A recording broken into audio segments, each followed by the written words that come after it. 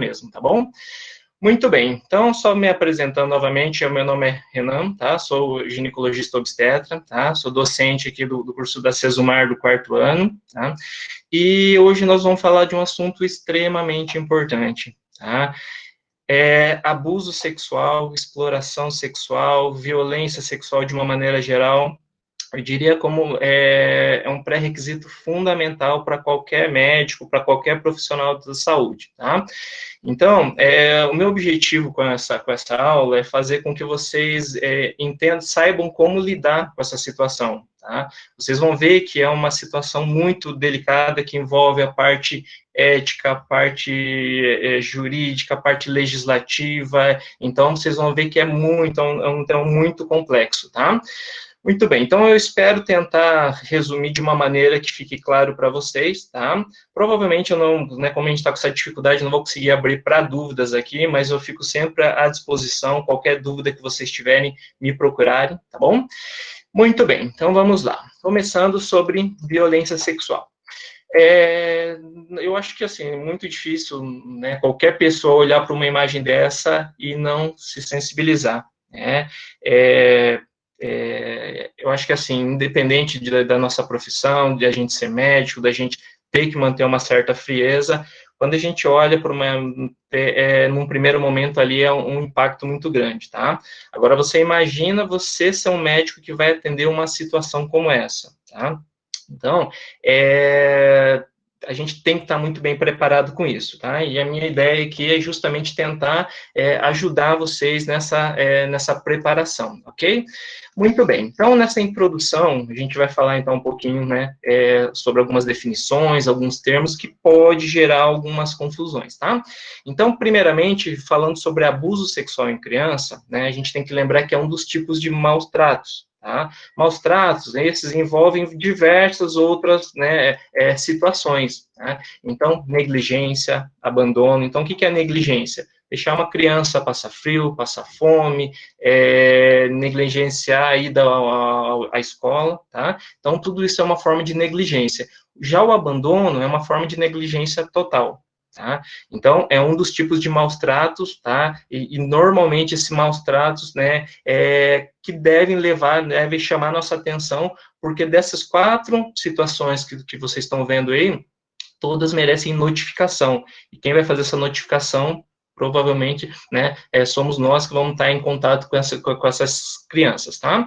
Então, primeiro, negligência e abandono, tá? O segundo tipo de maus tratos, abuso psicológico, tá? E aí, dentro disso, né, o abuso emocional, qualquer situação que agrida, né, psicologicamente uma criança, por exemplo, tratar a criança na base do grito, né, ou humilhar uma criança, tudo isso pode levar isso a umas consequências muito graves, tá? Então, abuso psicológico, muita gente até confunde um pouquinho com educar, né? Ah, a gente está educando, a gente está gritando que a gente está educando.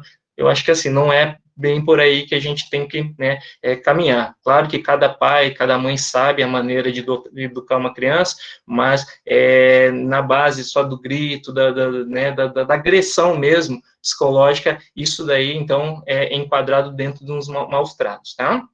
Terceiro tipo, o abuso físico, tá? E dentro do abuso físico, tem 2 situações que eu gostaria de lembrar vocês, que a primeira é aquela síndrome do bebê sacudido, tá? Vocês devem lembrar aquela situação que um bebê, né, por estar chorando demais, às vezes os pais se perdem um pouquinho, chacoalham tanto que chega a provocar lesão cerebral nos bebês, tá?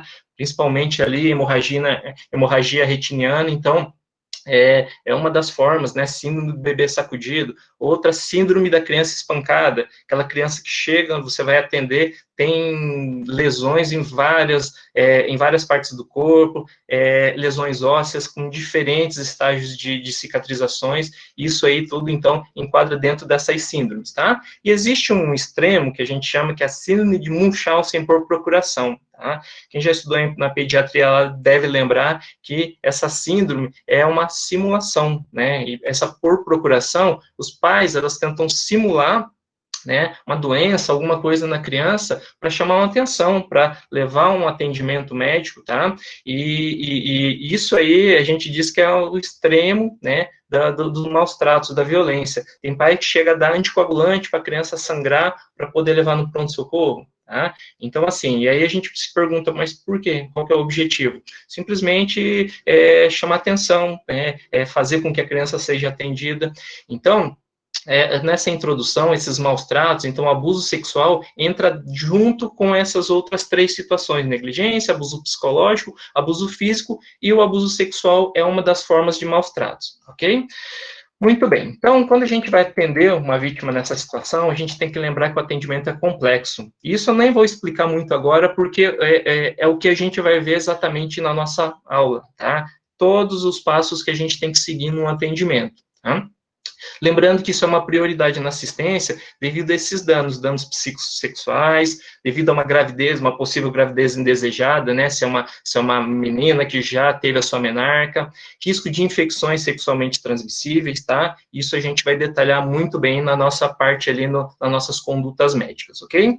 Muito bem, lembrando também que pelo fato de ser, né, como a gente disse, aí, uma situação muito complexa, ele demanda uma equipe multidisciplinar, tá?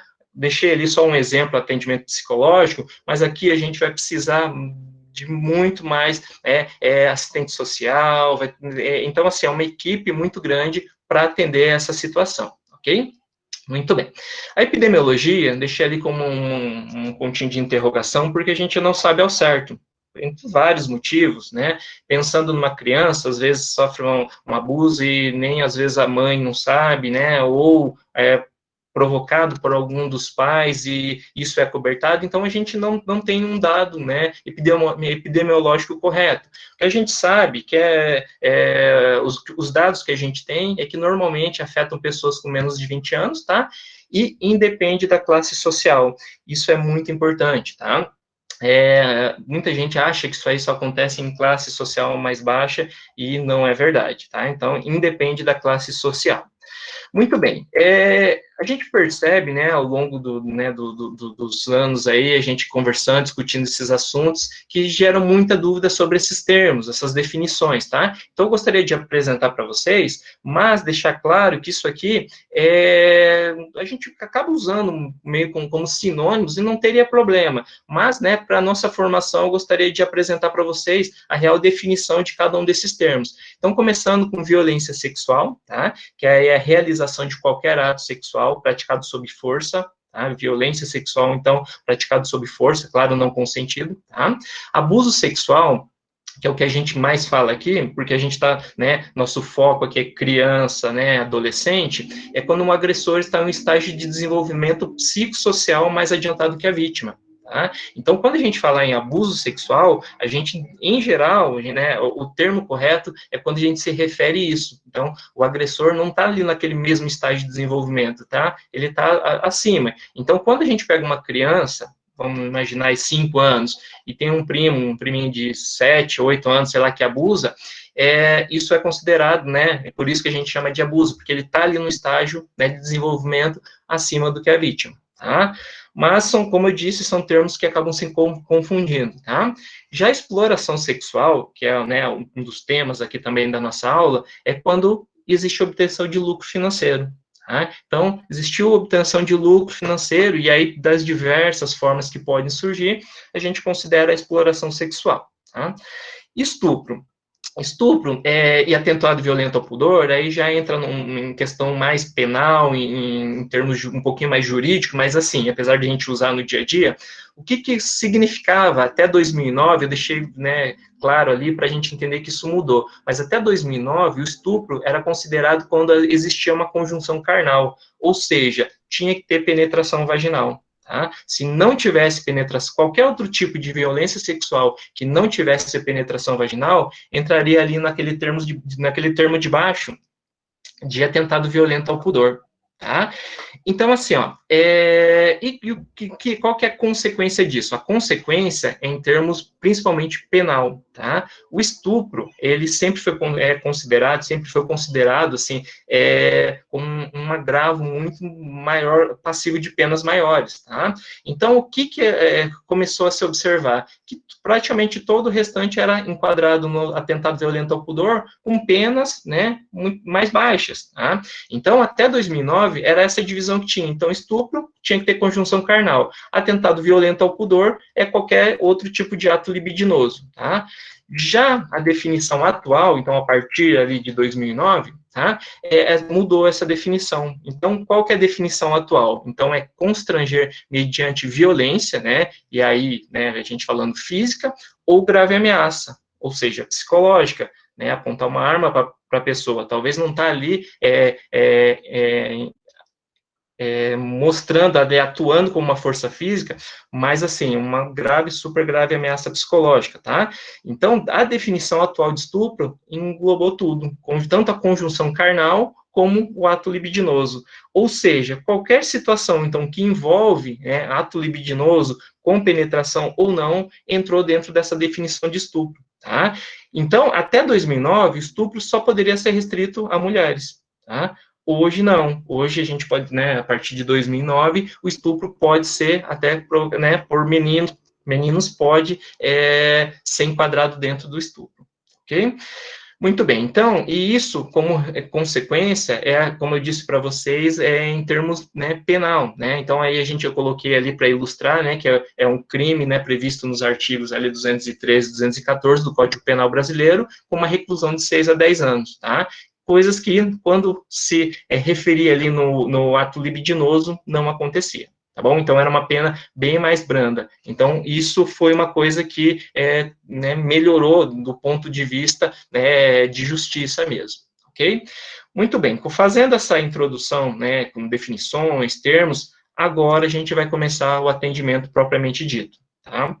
Então, o atendimento propriamente dito, então agora falando, né, com os né, se tiver algum, né, médico assistindo, ou, né, os futuros médicos, aqui, né, é uma concentração que a gente tem que ter, né, muito importante, porque vocês vão ver que são muitos passos, se a gente não entender a sequência, isso gera muita dúvida. Por quê? Porque é um caso, é um atendimento que envolve questão de polícia, judiciária, legal, a gente não sabe até que ponto, o que você tem que fazer ou não. Então, chegou uma criança violentada, você tem que já acionar a polícia, você não pode. Então, isso que eu gostaria de mostrar para vocês, tá bom? É uma pena a gente não conseguir ter um contato para eu, né, sentir o retorno de vocês, né? Essa aula já estava programada há algum tempo, infelizmente a gente, né, teve que cancelar a aula presencial, né, mas esse é o momento que muitas vezes surgem dúvidas, tá? Então, mais uma vez eu reforço, que vocês tiverem de dúvida, né, fico aí inteiramente à disposição para vocês me perguntarem, tá? Muito bem, então vamos começar com o atendimento. Então, o atendimento, primeiramente, a gente divide em atendimento ambulatorial e de urgência. Ok? O que seria esse ambulatorial? O ambulatorial né, pensando ali em termos de uma criança, é aquela consulta de rotina normal, tá? Que você identifica que alguma coisa está errada.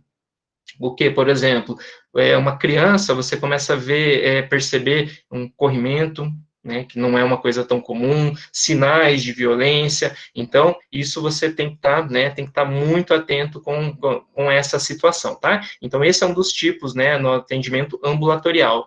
E o mais comum, que é o que a gente vai focar aqui um pouco mais, é o de urgência, tá? E aí vocês veem aí na foto a pessoa machucada, é isso que muitas vezes a gente vai acabar, né, independente da área que vocês forem atuar, né, quem trabalhar aí num pronto-socorro, muitas vezes pode se deparar com isso, tá? E aí surgem todas essas dúvidas que eu falei. O que eu faço? Eu já ligo para a polícia, né, a gente fica muito perdido, eu vou cuidar da paciente, vou pedir para ela ir para o IML, fazer um corpo de delito, então isso que eu vou tentar mostrar para vocês, ok? Muito bem. Quando a gente fala em atendimento, botei em vermelho aí com um monte de exclamação, que é talvez um dos pontos mais importantes, o acolhimento. Tá? O acolhimento, a gente tem que lembrar que, né, é uma pessoa, e aí isso vale para qualquer faixa etária, tá? Nosso foco, mais uma vez, criança, adolescente, mas isso vale para adulto, qualquer pessoa que foi violentada, sofreu um abuso, tá? Acolhimento. O que é isso? Acolher da melhor forma, né? Lembrando que essa melhor forma é uma forma, né, humanizada que a gente fala, tá? Para isso a gente precisa de um ambiente adequado. Será que saiu? Vocês estão me ouvindo? Alguém pode entrar aí, por favor, para dizer se está ouvindo? Ouvindo. Está ouvindo? Apresentar aqui, apareceu para mim aqui que saiu. Tá tudo certo? Os slides? Tá aparecendo. Maravilha, obrigado. Muito bem. Então, em relação ao acolhimento, então é isso, um ambiente adequado, tá? Respeitar, né, a diversidade das pessoas, e aqui entra um ponto importante, evitar julgamentos morais. O que que é esse evitar julgamentos morais? Eu já vi, né, situações de pessoas falarem assim, né, mas também que a pessoa foi violentada, né, uma menina de 15, 16 anos, mas também com essa sainha que está na rua, isso é hora de estar na rua. Gente, né, a gente mora num país livre, né, e isso aí não pode, nós como médico, jamais ter esse tipo de pensamento, né, o pessoal usa a roupa que quer, sai a hora que quer, tá? Então é isso que eu fiz questão ali de colocar, de evitar esses julgamentos morais, tá? A gente vai passar segurança para a vítima, tá? Mostrar que a gente que ela está segura ali naquele ambiente, tá? Visando o quê? Minimizar o dano. Então, o dano normalmente já é muito grande, então a gente vai tentar minimizar isso, tá? Cuidar da saúde e orientar, tá bom? Então, mas o ponto principal ali, acolher essa vítima, ok? Muito bem, e não, a gente não pode esquecer jamais isso, né? Violência sexual deixa marcas. Qualquer tipo de violência, né? Mas violência sexual e marcas físicas, marcas psicológicas, tá? Então, mais uma vez, né, todo o nosso cuidado para esse tipo de vítima, a gente tem que dispor ali, tá? Não dá para a gente pegar, atender de qualquer maneira, tá bom? Normalmente essas pacientes, né, pensando ali uma paciente de uma idade um pouquinho maior, 14, 15, 16 anos, é muito difícil da gente conseguir conversar, tirar uma história depois de uma violência dessa maneira, mas a gente tem que, então, tentar acolher e dar o tempo para a vítima para poder, né, nos passar as informações necessárias, tá bom? Então, do atendimento, acolhimento, esse é o principal ponto, tá? E aí, a gente, né, didaticamente, a gente divide aí basicamente três tipos de condutas, né? Então, condutas burocráticas, ou seja, o que a gente precisa fazer, tá? Do ponto de vista legal, condutas médicas, né, e aí aqui a gente vai, né, como na nossa especialidade, a gente vai até tentar explicar um pouquinho mais essas condutas médicas, e a gente vai falar sobre os aspectos éticos e legais, tá? É claro que, como eu disse, é uma divisão meramente didática. Por quê? Porque tudo acontece ao mesmo tempo. Eu estou fazendo ali uma conduta burocrática, notificando, mas ali eu já vou ter que estar respeitando os aspectos éticos, os aspectos legais da situação, tá bom? Então, não podemos esquecer disso. Mas, quando a gente divide, vocês vão ver que eu acho que fica um pouquinho mais fácil para entender, né, entender de uma maneira mais clara esse tipo de atendimento. Muito bem. Então, começando da parte das condutas burocráticas, que é o primeiro, então, dos três, né, das três condutas. Então, o que faz parte da conduta burocrática? A gente não pode esquecer das notificações, tá? Notificação compulsória imediata ao SINAM, né, que é o Sistema de Informação, né, de Agravos, né, de Notificações. Essa notificação imediata é até em 24 horas, tá? Então, obrigatoriamente, ali é o nomezinho, ó, compulsória, tá? Não tem que pensar se, será que eu devo notificar? Deve notificar, tá? É um dever seu notificar. E se a pessoa, né, que sofreu a vítima tiver menos de 18 anos, a gente tem que fazer uma notificação também ao Conselho Tutelar ou à Vara da Infância e Juventude, se não houver Conselho Tutelar, tá? E ali, de acordo com o Estatuto da Criança e Adolescente, né, lembrando que crianças consideradas até 12 anos, adolescentes até 18 anos, tá?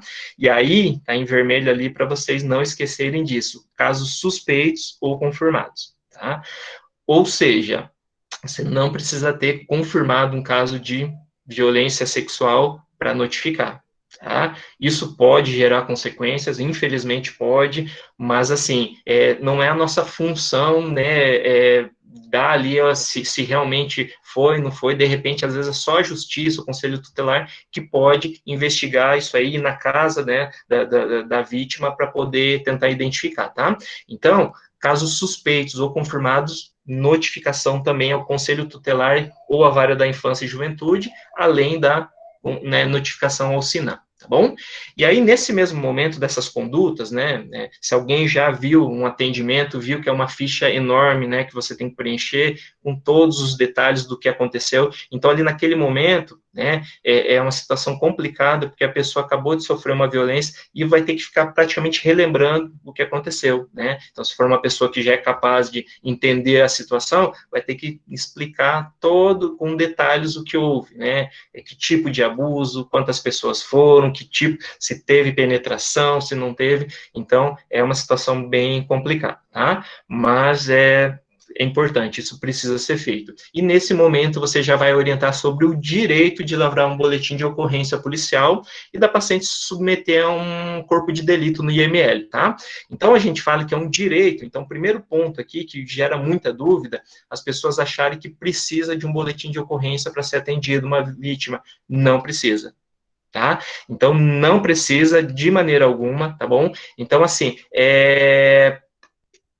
eu sempre digo, né, quando a gente está falando sobre isso, que o importante ali é a saúde, né, da criança, da adolescente, da mulher, é a saúde, tá? Questão policial, isso, né, a gente vai orientar que é um direito, né, se for menor de idade, ali, criança, são os pais que vão decidir, se já é uma pessoa que já consegue decidir por si só, né, a tomar decisões, é ela que vai decidir, tá? Então, de maneira alguma, a gente pode obrigar um boletim de ocorrência para poder fazer um atendimento, ok? Então, isso é bem importante, tá?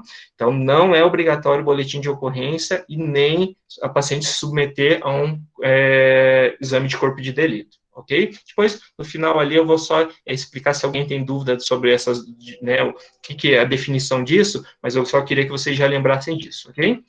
Muito bem. Ainda na parte das condutas médicas, né, então, depois de fazer uma anamnese, né, que junto com a notificação... Professor, Oi. professor, espera só um minutinho, deixa eu só explicar um negócio pro pessoal. Gente, vai ter dois Renans, um que vai estar com a câmera e um do ladinho que vai estar com a apresentação dele. Esse da apresentação dele, vocês vão e clicam não só na apresentação, mas num negocinho de fixar. Aí quando você clica nesse negocinho de fixar, a imagem do slide fica aparecendo fixa para vocês, não vai mudar. Tentem isso para ver se dá certo. Prontinho, professor, desculpa Pode, não, atrapalhar. imagina, pô, pode me interromper se tiver qualquer problema aí, tá? Eu até prefiro, porque a gente aqui, eu também não estou sabendo, assim, muito se está funcionando tudo bem, tá bom? Muito Já bem, tá. maravilha, obrigado. Vamos lá. Então, falando então, continuando a conduta médica, né? Então, depois de uma anamnese detalhado, e aqui, se vocês, né, prestarem atenção, vocês vão ver que o que tem que ser feito aqui, na verdade, são os princípios da medicina. Anamnese, exame físico, né? Estão vendo ali que a gente vai solicitar exames e prescrever, fazer o tratamento. Aqui, no caso, vai ser profilaxia, mas então, né, a gente não vai fugir da anamnese e do exame físico. Ok? Então, o exame físico completo, ginecológico, claro, de acordo com a idade, né? Se a paciente já teve relação sexual, tudo isso, tá? Tem que ser levado em conta, tá? Não vai dar para fazer um exame especular, por exemplo, se de repente a paciente não teve relação sexual, então a gente vai ter que analisar caso a caso, tá? Mas de uma maneira geral, o exame físico completo, procurar lesões, procurar se tem alguma situação que a gente precisa corrigir, fazer alguma sutura, alguma coisa assim, tá bom?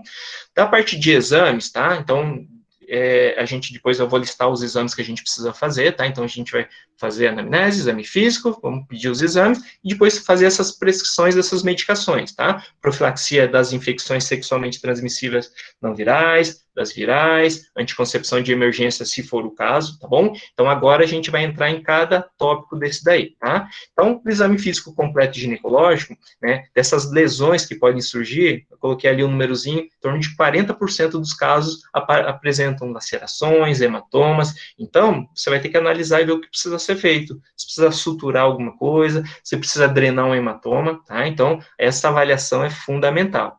A gente vai anotar com muito detalhe no prontuário, se possível, se tiver condições, fotografar também é bem importante, tá? E se a gente identificar, né, dependendo da idade da paciente ali, um material biológico, um sêmen, alguma coisa, a gente pode pegar esse material e fixar ali numa estrutura que a gente chama de papel filtro, e anexar isso ali no prontuário, tá? E aí eu deixei uma perguntinha, que normalmente nesse ponto algumas pessoas perguntam o seguinte: identificando o material biológico do agressor, é obrigatório enviar de imediato à delegacia? Muita gente acha que sim, né? Achou ali um sêmen, vai ajudar, de repente, a identificar esse agressor, né? Só que vocês lembram que para a gente fazer isso, não é nem obrigado a ter boletim de ocorrência. Então, se não tiver boletim de ocorrência, não tem como a gente enviar para uma delegacia esse material, tá? Então, não, a gente coleta ali para ficar registrado. Se a paciente resolver, a paciente ou os pais, né, abrir um boletim de ocorrência, isso virar uma investigação, esse material que você coletou pode ser usado como prova, tá? Mas de maneira alguma obrigatório, ok? Então, identificado o material é obrigatório enviar? Não, tá? Não é obrigatório, mas você vai fazer um bem se você deixar ali, porque pode ajudar, né, do ponto de vista da sociedade, você ajudar a identificar, né, um criminoso, tá bom? Então, bastante cuidado com isso, tá? Muito bem, então, a gente fez, né, o exame completo, tá? Agora a gente vai para a parte laboratorial, tá? O que a gente precisa fazer aqui? Não precisa decorar, tá? O que eu só queria que vocês entendessem. Então, assim, a gente faz uma coleta de conteúdo vaginal, tá? Para quê? Para a gente ver, primeiramente, se essa paciente, né, de repente, né, aqui é óbvio, né, que uma paciente já teve relação sexual, tá? Então, uma menina, uma adolescente já teve relação sexual. Ou uma criança, mas aí teria que ser um conteúdo ali mais superficial. Para quê? Para ver se já não tinha nenhum tipo de infecção anterior, tá? Então, às vezes, a paciente já tinha ali uma tricomoníase, por exemplo, tá? Que ela já tinha, não pegou do agressor. Então, é importante a gente saber isso, assim como as demais sorologias. Então, para HIV, né, que a gente pede o anti-HIV, o VDRL para sífilis, as sorologias para hepatite B, hepatite C, tá? A gente pede aqui também, nesse momento, um hemograma e uma função hepática, tá? Como vocês vão ver daqui a pouquinho que a gente vai prescrever, provavelmente, aí, alguns antirretrovirais, alguns deles têm alguns efeitos, né, no organismo que a gente precisa estar monitorando, tá? E o beta-HCG, eu coloquei até por último, porque não são todos os manuais, os protocolos que recomendam. Mas vamos pensar assim, ó, né, vamos pensar que uma pessoa já numa idade aí reprodutiva, no MENAC, né, eu acho que é muito importante a gente saber se essa pessoa já não estava grávida, né, de repente ela nem sabia ainda, estava muito no início da gestação, então eu acho que assim, mesmo tendo um pouquinho de divergência em termos de manuais que alguns pedem, outros, né, eu acho que, para mim, é fundamental pedir um beta-HCG, mais uma vez, se é uma paciente aí já no MENAC, tá? Ou seja, já teve a sua menarca, ok? Então, esses exames laboratoriais, a gente vai pedindo nesse primeiro momento, nesse primeiro atendimento, tá? E alguns deles a gente vai fazer um acompanhamento aí seriado. Então, por exemplo, né, um hemograma e função hepática, a gente vai repetir em 2 semanas, tá? As sorologias em 1 mês, tá? Aí depois, em 3 meses, a gente vai se repetir novamente as sorologias. Depois, em 6 meses, a gente vai repetir as sorologias, né, com exceção do VDRL. Para que isso? Para a gente, pela questão daquela janela imunológica, tá? Então, a gente fazer ali no início, dando negativo, não é uma garantia que a pessoa não possa ter se infectado, tá? Então, esse monitoramento aí é fundamental, tá? Existem tabelas que aí mostram certinho. Eu não quis colocar aqui para, né, a gente não se perder, né, que eu acho que também não é o objetivo, tá? Até porque lembra que a nossa preocupação maior aqui é naquele atendimento inicial. Você está ali, né, diante da paciente, naquela situação de estresse muito grande e não dá para ficar tentando decorar essas coisinhas. Então, tá, tem que ter essa noção desses exames que precisam ser solicitados, ok? Muito bem. Pedimos exames, então, fizemos anamnese, exame físico, tá? Fomos para a parte, né, complementar de exames, e agora a gente vai prescrever as profilaxias, tá? Quem é do 4º ano aí, a gente, né, vai provavelmente lembrar da nossa aula que a gente teve de ISTs, né? Então, foram exatamente sobre essas doenças que a gente falou, tá? Então, dentre das ISTs que merecem destaque aqui, que a gente tem profilaxia para fazer, a gente vai lembrar da sífilis, tá? Então, a sífilis, né, uma doença causada por uma bactéria, que existem estágios diferentes de evoluções, tá? E aí o tratamento, vocês lembram que é a penicilina benzatina, tá? Por que eu não coloquei a dose aqui? Porque a dose vai depender do peso, tá? Então, né, daí você vai ter que calcular, então não precisa ficar decorando, tá? Lembrando que se for, né, um adolescente, uma mulher ali, a dose normalmente é 2.400.000 unidades, intramuscular, dose única, tá? Muito bem, a gente fraciona, né, 1.200.000 em cada glúteo. Em relação à profilaxia da gonorreia, e aí vocês lembram que gonorreia e clamidíase são 2 causas de cervicites, aquelas inflamaçõezinhas no colo, tá? E a gente acaba estudando junto porque existe muito uma correlação entre essas duas, tá? Então, se vocês lembram, eu bato muito em aula isso aí, né? Quem já teve, quem não teve ainda, acho que lá mais para frente a gente vai acabar conversando sobre isso, mas que o tratamento, né? E aqui a profilaxia acaba sendo a mesma, ceftriaxona para gonococo, né? Da gonorreia, e azitromicina para clamídia. Tá? Então, precisam ser feitas essas profilaxias. A dose da ceftriaxona, da mesma maneira que a penicilina, é dependente do peso, né, da criança adolescente. Se for aí no adulto, né, é 500 miligramas intramuscular, dose única, tá? A azitromicina, mesma coisa, depende né, do peso da criança, do adolescente, tá?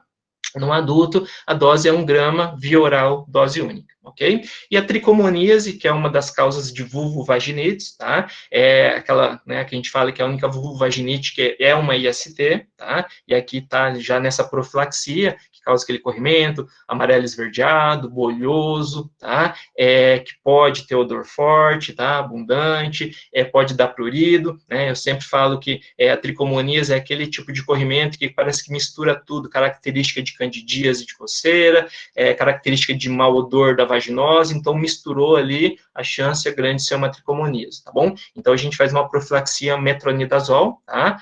Depende também do peso, tá? Num adulto, normalmente a gente faz 2 gramas via oral dose única, ok? Então, aí a gente faz a profilaxia das ISTs não virais. Isso precisa decorar? Precisa saber quais são as doenças que a gente, né, que a gente vai fazer profilaxia, isso é importante, tá? Então, sífilis, gonorreia, clamidíase e tricomoníase, tá? Existem alguns livros, alguns protocolos que ainda colocam junto aqui o cancro mole, que também é um dos tipos de ISTs que causa úlcera genital, tá? Mas, normalmente, ele não é citado porque a profilaxia do cancro mole pode ser tanto com ceftriaxona ou azitromicina que já está sendo feito ali. Então, não vai fazer diferença, você vai estar fazendo a profilaxia de qualquer maneira, ok? Muito bem. Aí a gente fez a profilaxia das ISTs virais, agora a gente vai, né, das não virais, agora a gente vai falar das virais, tá? Das virais são duas que a gente precisa lembrar, hepatite B e HIV, tá? Hepatite B, a profilaxia ela vai depender do status vacinal, né, da criança, do adolescente, da pessoa, da vítima, tá? Se tiver completo, se você, né, o ideal seria até você ter um marcador sorológico ali de imunidade, estaria dispensado tanto imunoglobulina como a vacina, tá? Mas se você não souber o status vacinal, for incompleto, desconhecido, você tem que lembrar dessas duas coisas, imunoglobulina, tá? Que é essa imunoglobulina humana, tá? Anti-hepatite B, e a vacina, tá? Lembrando que o esquema completo da vacina, tá? De hepatite B é 3 doses, né? Que a gente faz o 0, 1 e 6 meses, ok? Muito bom. E passando para a profilaxia e aí, que é uma das mais temidas, né? Pelas vítimas de violência, o HIV, tá? O HIV tem que ser feita a profilaxia também, né? A não ser que o teste rápido, ali o exame mostre que a pessoa já tenha, mas se não, tem que fazer esse esquema, e é o esquema, né, eu coloquei ali citando o esquema mais atual, tá? Mas se vocês forem estudar isso aí, de repente, né, instiga vocês a quererem ler, vocês vão ver que existem vários esquemas. Por quê? Porque ao longo dos anos, cada ano praticamente vai se atualizando isso. Então, vocês vão ver esquema com tenofovir e outras drogas, então, assim, isso aí vai mudando, tá? E esse é um dos motivos que esse assunto cai muito em prova de residência médica também, tá? E não tem jeito, a gente tem que pensar nisso também. Então, além da importância para a nossa vida profissional, para a nossa, né, vida como médico, como profissional de saúde, isso cai em prova de residência muito, tá? Então, por que eles gostam muito? Porque está sempre atualizando, então está sempre ali na memória ali dos elaboradores das questões. Então, tenofovir, lamivudine e dolutegravir é o esquema atual. Tá? Mas se vocês lerem um livro de 2 anos atrás, por exemplo, vai ter um outro esquema, que não está errado, mas está um pouquinho desatualizado, tá bom? Muito bem, se, de repente, né, algumas pessoas perguntam, e se ela estiver grávida, né, infelizmente, uma gestante for abusada sexualmente, as profilaxias podem seguir as mesmas, tá? As drogas que podem, devem ser feitas, são exatamente as mesmas, tanto para as profilaxias das ISTs, né, não virais, como da virais. A única mudança pequena que acontece é nessa profilaxia, nesse esquema do HIV, que em vez do dolutegravir, é usado o raltegravir. É um único detalhezinho ali, tá? Eu acho que não precisa vocês decorarem, mas eu acho que é uma informação importante aí para vocês, tá bom? Muito bem. Coloquei ali do HIV, e eu vou já passar das outras profilaxias, é o seguinte, o período que a gente tem para uso, né? Então, se uma paciente, de repente, sofreu uma agressão aí há 20 dias atrás e resolveu agora procurar um médico por vergonha, por medo, a gente ouve de tudo, né? Mas, assim, a gente tem que lembrar que existe prazo, tá? E o prazo para a profilaxia do HIV é até 72 horas da agressão. Passou de 72 horas, não adianta mais fazer. Tá? Então, e a duração é de 28 dias. Então, é aquele esquema, né, aquele coquetel que dá muitos efeitos, pode dar muitos efeitos colaterais, mas é fundamental, tá bom? Então, do HIV até 72 horas, e das outras, da hepatite B, da sífilis, essas outras pode ter um período até um pouco mais estendido, até 14 dias, 2 semanas. Tá? Então, se a paciente faz 10 dias que ela sofreu uma violência sexual e só agora resolveu procurar ajuda, tá? Para HIV, infelizmente, vai ser só acompanhamento sorológico. Mas para hepatite B e para as ISTs não virais, você, né, pode ainda prescrever. Claro que muitas vezes você já não vai fazer profilaxia, você vai tratar, né, se ela tiver a infecção, ok? Muito bem, então, profilaxia das ISTs não virais, e se for uma mulher ali já né, que já teve a sua menarca, não podemos esquecer da anticoncepção de emergência, tá? E essa anticoncepção de emergência que eu vou explicar para vocês aqui, lembrando que ela vale a pílula do dia seguinte, que muitas vezes vocês vão orientar as pessoas, né? Uma amiga teve lá uma relação desprotegida e pergunta, é a mesma coisa aqui, tá? Então, o esquema preferencial que a gente usa chama método de levonorgestrel, tá? Esse é um dos métodos mais eficazes de anticoncepção de emergência, tá? Qual que é o mecanismo de ação dele? Ele impede a fecundação. E aí eu fiz questão de colocar ali, ele não é abortivo. Tá? Então, tem pessoas que acham que vão tomar pílula no dia seguinte, e de repente, aí, depois de um certo tempo da relação desprotegida, ele não é abortivo, tá? Até porque, se fosse abortivo, a gente não prescreveria, né? No nosso país não é legalizado, só em algumas situações específicas que a gente vai falar ali no final. Bom, se ela estiver usando algum método de contraceptivo de alta eficácia, por exemplo, um DIU, tá? Ou ela toma a pílula, né, de uma maneira regular, correta, ela não precisa fazer. Tá? E isso é importante vocês saberem. Claro que não vai fazer mal para escrever, mas de repente, numa prova, que isso daí está falando de um caso clínico ali, e ali durante o caso clínico fala que ela tem um DIU, por exemplo, se você prescrever, você vai estar errando, porque não precisa, tá? Qual que é o prazo, né? Então, a gente falou que do HIV 72 horas, das demais ali até 14 dias. Claro que quando a gente fala até 14 dias, o ideal é sempre o mais precoce possível, igual da hepatite B, né? Pode ser ali a imunoglobulina até 14, mas o ideal até as 24, 48 horas iniciais, tá? Mas pode fazer. Aqui, o período, né, também da mesma maneira, quanto mais precoce, mais eficaz, tá? A gente fala que preferencialmente até as primeiras 72 horas, os 3 primeiros dias, mas pode fazer até 5 dias. Só que aí a eficácia ele vai caindo gradativamente, tá? Então, se fizer ali por 5 dias, vai dar ali em torno de 50%, 60% de eficácia, tá? Mas é possível fazer, tá bom? E ali, eu não sei se está cortando para vocês ali, mas a última linha fala que não há contraindicações, tá? Ou seja, tá? Mesmo uma pessoa que tem uma contraindicação ao método hormonal, como é dose única ali, né? Então, essa anticoncepção de emergência pode ser feito, tá? Qual que é a dose? A dose, você pode dar 2 comprimidinhos de 0,75 miligramas, dose única, né? Então, daria 1,5 né, miligramas, ou você pode fazer, né, um comprimidinho a cada 12 horas, né? Então, em 2 doses. A eficácia é a mesma, mas é muito melhor você dar a dose única, né? Então, você pode fazer 1,5 miligramas, dose única do levonorgestrel. E isso, como eu disse para vocês, vale para qualquer situação, tá? De anticoncepção de emergência. Ok? Muito bem. Aí, né, algumas pessoas perguntam, mas eu já ouvi que tem um outro método de USP, né? O que é esse método de USP? É um método também de anticoncepção de emergência, só que ele tem estrogênio e progesterona, então é um método combinado, tá? Só que ele tem mais efeitos colaterais, ele é menos eficaz, tá? Então, assim, não tem, ele interage com algumas outras medicações ali das profilaxias, então não tem porquê, tá? Mas só para vocês saberem que existe, então chama método de USP com Y, tá?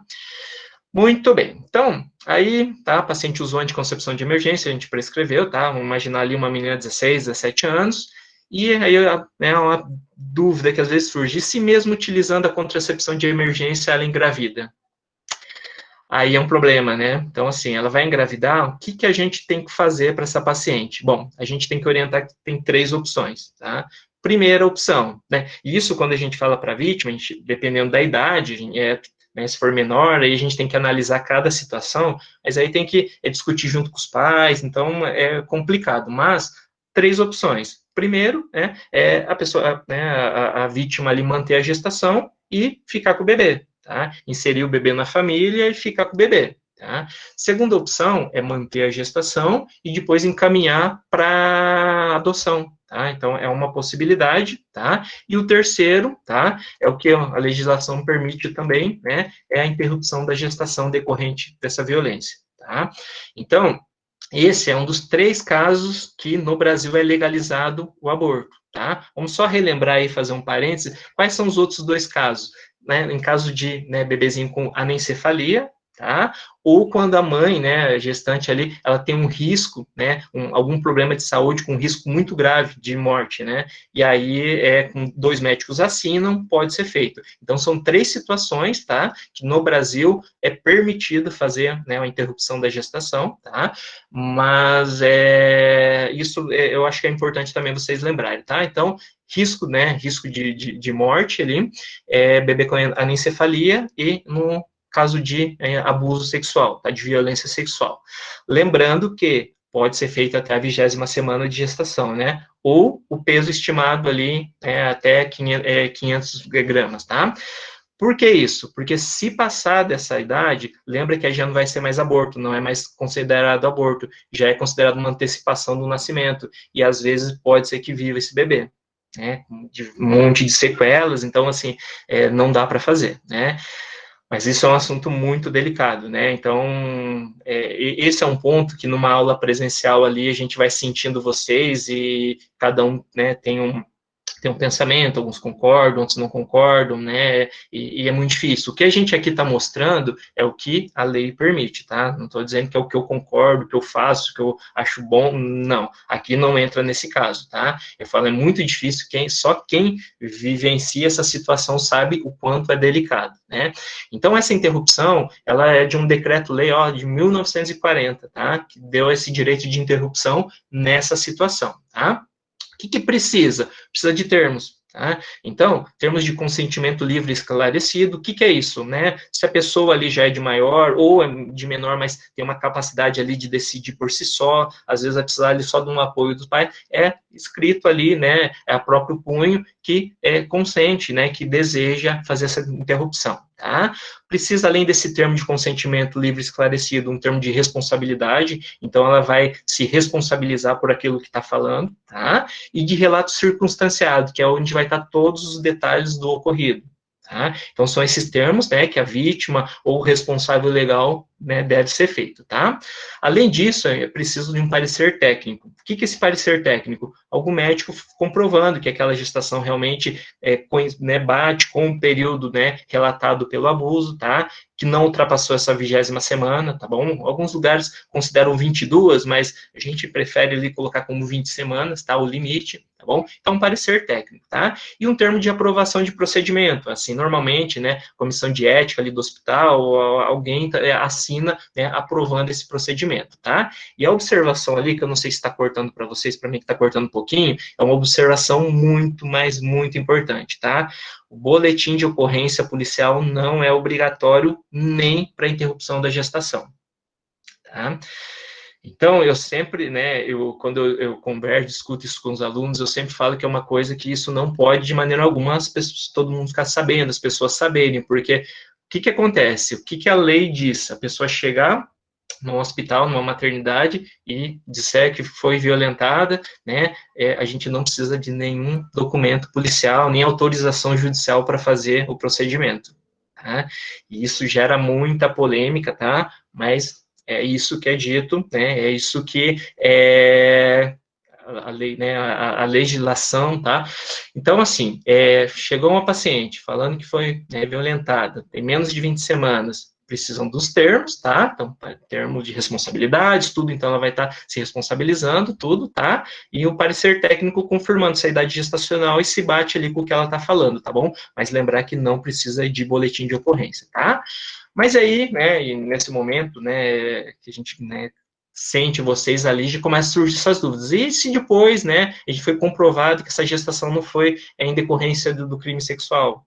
Ela engravidou, de repente, do namorado, não queria, brigou com o namorado, ou resolveu ir lá, né, seria a maneira mais fácil de tirar esse bebê, tá? O que acontece se for comprovado isso, né? E aí, já ouvi relatos de paciente vir e ameaçar até o médico, né? Falou, ó, eu menti, não estava, né, agora eu vou te processar porque você provocou um aborto, tá?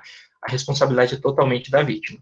Por isso que aqueles termos têm que estar muito bem preenchidos, tudo anexado no prontuário, tá? Responsabilidade da vítima, tá? Então, qualquer, tanto o Código Penal, Código de Ética Médica, a legislação, tudo, né, protege a gente, né, eu digo, quem vai praticar esse abortamento, tá, de responsabilidade se tá tudo ali, né, então a lei fala até, né, que se a gente tomou uma decisão que se fosse verdade, né, tornaria o nosso ato legítimo, então a gente não tem a responsabilidade sobre isso, tá bom? Então, quem vai responder penalmente é a vítima, tá bom? Mas como envolve muitas situações, envolve questão religiosa aqui, envolve questão de consciência, tem gente que fala, eu sou médico, eu sou ginecologista, eu estou lá de plantão, né, era para mim, mas eu não consigo. Vai contra, né, a minha consciência, existe essa situação que eu coloquei, objeção de consciência. O que é isso? Você se recusar a fazer, tá? Nós, como médicos, né, vocês como futuros médicos, ninguém é obrigado a fazer um ato que vai contra o que a gente acredita, tá? Claro que existem exceções, então, por exemplo, se não tem ninguém ali para realizar esse procedimento, tá? Tem que ser você, a idade gestacional está avançando, ok, tem algumas situações específicas, mas de uma maneira geral, como que funciona? Você, né, declara objeção de consciência, o ideal é você conseguir passar para algum médico que faça, e se você não conseguir, a instituição tem que designar alguém para fazer, tá? Porque é um direito da paciente ser submetida a esse abortamento, tá? E se não conseguir ninguém, o diretor do hospital vai ter que dar um jeito, tem que conseguir, tá? Aí muita gente pergunta, mas não pode a instituição, o hospital, declarar objeção de consciência? Lembra que instituição não é pessoa, né? Então, não dá para um hospital declarar uma objeção de consciência, tá? Então, alguém vai ter que fazer, tá bom? Um tema pesado, né? Um tema complicado e realmente, da minha parte, eu nunca, graças a Deus, nunca precisei fazer, tá? Mas, assim, se a gente pensar pelo lado da vítima, que se realmente, né, que a gente acredita que aquilo é verdade, é difícil também, né, pensar numa pessoa levar uma gestação até o final, né, e é o seu filho, mas filho né, gerado de uma maneira muito complicada, tá? Então, por isso que é um tema muito, muito, muito delicado, tá bom? E aí, reforçando todo o nosso cuidado de lidar com essas situações, tá? Então, lembrem dessa objeção de consciência que a gente pode, tá? Pode declarar isso, tá bom? Muito bem. Falando ainda, né, então a gente estava falando dessa questão do abortamento, a gente já entrou, né, no aspecto ético e legal, tá? Como eu disse para vocês, acabam se confundindo, então a gente divide de uma maneira didática, mas é só para vocês saberem os passos mais ou menos que tem que fazer, tá? Depois eu vou, né, para quem quiser, eu vou disponibilizar a aula, tá? Eu acho que eu tentei estruturar de uma maneira, assim, bem prática, para, né, de repente, bater um olho ali num outro momento, né, que eu não estiver falando, e vai conseguir entender um pouco melhor algumas coisas, tá? Então, a gente disponibiliza sem problema algum, tá bom? Bom, em relação aos aspectos éticos e legais, tá? Então, lembrar que envolve direitos humanos, questões policiais, tá? Segurança pública, de justiça. Em alguns casos, você está atendendo essas vítimas, tem policiais na porta do seu consultório. Então, assim, é muito delicado, né? No local que eu fiz a minha residência médica, que foi aqui no HU de Maringá, a gente lá, não sei se é ainda, mas era referência para esse tipo de situações, né? Então, a gente acaba atendendo muito, tá? Muito, e isso, claro que para a formação da gente, dá uma experiência e a gente pode até passar a dividir com vocês, mas do ponto de vista como pessoa, é aquela situação muito pesada, né? Que a gente não gostaria de ficar vivenciando, mas infelizmente é uma situação frequente, tá? Então, envolve todos esses aspectos, tá? Como eu havia dito para vocês naquela hora, em termos de definições ali legais, né? Lembra que o boletim de ocorrência policial, ele serve para instaurar um inquérito e abrir uma investigação, tá? Então, né, de repente, conversou ali no começo da consulta com a paciente, orientou, né, depois que, de repente, de todas as medicações, de tudo que foi feito, né, de repente, voltar a tocar nesse assunto, que é um direito, mas jamais ficar, né, intimidando, obrigando, ninguém é obrigado a fazer o boletim de ocorrência, tá? Seria o ideal se fizesse, mas não é obrigatório. Então, para que serve? Para instaurar o inquérito e abrir uma investigação, tá? E o laudo do IML serve para fazer uma prova criminal, né? Então, essa prova criminal é isso, para juntar ali com, né, com o que a paciente está falando, né, vai ser documentado, tá? Uma situação que pode acontecer é o seguinte: a paciente, né, de repente, uma menina, 16, 17 anos, né, que é uma situação mais comum, sofre violência, tá? É abusada. E ela não quer ir para a delegacia porque tem medo, tem vergonha, enfim, né? Mas ali depois de uns 10, 15 dias ela resolve que pensou bem, que quer fazer, tá? Né, abrir esse inquérito, quer fazer um boletim de ocorrência. O que acontece? Essa prova criminal não vai mais dar para ser feita, né? Já passou 10 dias. O que tem que ser feito, o que pode ser feito, na verdade?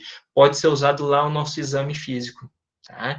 Então, tá aí mais um ponto da gente fazer, lembra que eu falei para vocês, um exame físico bem detalhado, tá? Se possível com foto, porque no futuro pode usar. Agora, lembre-se que nós não somos, a gente não é um perito, né? Então, a gente não tem essa experiência de perito criminal. Então, jamais alguém vai ficar culpando a gente de ter faltado isso, faltado aquilo de maneira alguma. Tudo ali é para poder ajudar. Tá bom? Pode, lógico, você provavelmente vai ser chamado para, de repente, né, depor, mas, assim, não tem essa obrigação legal. O seu documento é um documento médico ali, tá bom? Muito bem, e falando desses aspectos éticos, legais, né, e o sigilo médico, né, que é um princípio aí que é resguardado pela Constituição, né, que é a questão do sigilo, pelo Código Penal, pelo, né, Código de Ética Médica, tá? Aqui a gente tem que lembrar que mesmo a paciente, às vezes, com vergonha, falando, eu queria que não contasse para ninguém, tá? Em termos de notificação, é um dever legal, é uma obrigação nossa, a gente precisa, tá? A gente precisa notificar. Então, lembra lá, notificação compulsória, tá? Obrigatória, tá? Imediata. Então, tem que notificar, independente do desejo ou não, tá? Então, isso daí, tá? O sigilo médico, existem algumas situaçõezinhas que pode ser quebrado, tá? Então, fazendo mais um parênteses aqui também, como a gente fez do aborto, tá? Que eu acho que é importante, esses aspectos éticos, legais, que a gente, né, vocês como futuro médicos, quanto mais conhecimento disso, eu acho que vocês vão ter mais segurança para atuar em qualquer lugar, tá? Que situações que eu posso quebrar esse sigilo médico? Lembram que a gente pode quebrar nessa situação, né, em caso de dever legal, então você tem que notificar, isso chama notificação compulsória, então tem que notificar, tá? Em situações que a gente fala quando é expressamente autorizado pelo paciente, por exemplo, né, quem faz atestado aí, já, lembra que tem a questão do CID, né, que é o Código Internacional de Doença, tá? Tem empresas que exigem esse CID, tá? E ali, quando você coloca o CID da doença, você não deixa de estar infringindo ali a questão do sigilo, tá? Então, quando você coloca, você só pode colocar se o paciente expressamente autorizar. Ele, na verdade, vai te pedir, doutor, pode colocar o CID, ou você pode até perguntar, mas tem que assinar. Então, autorizamento, está autorizando ali expressamente revelar esse sigilo, tá? E a terceira situação, quando envolver algum risco, tá? Risco de morte ali, alguma situação, tá? Ou numa situação que está expondo um terceiro a risco, tá? Isso eu discuto muito em alguns ambulatórios, com a questão do HIV, por exemplo, né? A mulher tem o HIV, mas começou a namorar agora e o namorado não sabe que ela tem. né, e ela te conta isso, então você, né, tem a obrigação de pedir para ela contar. Se ela não contar, você, nesse caso, como está envolvendo um risco a um terceiro ali, você pode quebrar esse sigilo médico. Tá? Situação delicada, mas que vocês têm que ter esse conhecimento, tá? Que pode, nesse caso, ser quebrado o sigilo médico, tá bom? Muito bem, então, como eu disse para vocês, um assunto, né, pesado, um assunto denso, tá? Depois de tudo isso que a gente conversou, só para a gente resumir, tá? Então, lembra lá no comecinho eu falei da aula que o atendimento é complexo, vocês viram o tanto de, né, de coisas, né? Então, parte burocrática, parte médica, então as medicações, exames, tá? Notificações, tal. Então, o atendimento, vocês viram, né? Acho que deu para mostrar para vocês que o atendimento é complexo, né? E aí, não podemos esquecer, novamente, reforçando o acolhimento, tá? Então, você tentar dar segurança para essa vítima, mostrar que ela está segura, tá bom? Isso é fundamental, tá? E lembrar daquelas 3 condutas, então, burocráticas, médicas e desses aspectos éticos e legais, tá? Se vocês, na cabecinha de vocês, tá? Como eu disse, pega essa aula depois, num outro momento, né? Lê com calma, vocês vão ver que tudo tem sentido, né? Então, uma coisa vai encaixando com a outra ali, tá? E nesse momento a gente já aproveita para já introduzir um monte de conceitos para vocês aí de ética médica, né? Que a gente muitas vezes falta discutir isso com vocês. Então, aqui é uma situação que a gente, né, consegue abrir aí nosso universo, não ficar ali só em doença, em tratamento, em remédio, né? Então, ampliar um pouquinho mais, tá bom? Então, isso é um resumo do que a gente acabou fazendo até aqui, tá? Como uma mensagem final aqui para vocês, né? Então, esse conhecimento todo, o que acontece, né? A gente, né, tem a nossa função ali como médico, né, reconhecer esses abusos, tá? Então, né, de repente você é um pediatra, você tem que estar atento aos sinais ali que uma criança pode estar mostrando, né, de repente, que está sendo abusada, não só sexualmente, né, mas como o nosso foco aqui é sexualmente, né, reconhecer esses abusos, tá? Por quê? Porque nós podemos proteger aí essas pessoas vulneráveis, né? E aí o motivo de eu estar aqui nessa, né, fazendo parte da liga aqui, da aula da liga, né, de pessoas vulneráveis, tá? Uma criança, um adolescente, uma mulher indefesa que tá, né? Então, isso tudo é a nossa função. Se a gente não consegue, infelizmente, evitar, né, que aconteça o dano, pelo menos a gente tem que tentar minimizar, tá? Isso é uma função que a gente, né, é nossa obrigação, tá? Então, quando a gente tem, né, muitas vezes aquela visão, né, de ser um médico, a gente às vezes imagina lá operando, né, salvando ali, que também é maravilhoso, mas a gente pode salvar pessoas dessa maneira, tá? Como eu digo em aula, às vezes, com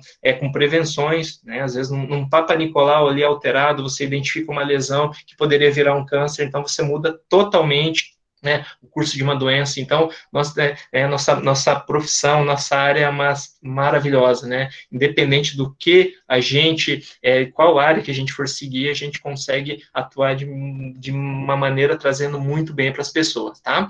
Então, lembrando que em relação à questão das crianças e adolescentes, existem instituições, né? Conselho tutelar, tá?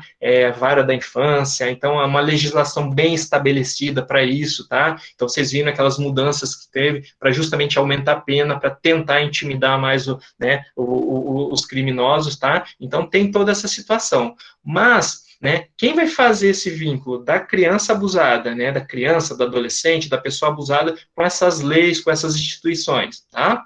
Você, nós, né? Então, essa é a mensagem final que eu quero deixar para vocês, tá? Então, um assunto denso, um assunto pesado, né? Pesado nesse sentido, a gente fala de aborto, né? Imaginar uma violência sexual, né? É uma coisa que mexe muito com a gente, tá?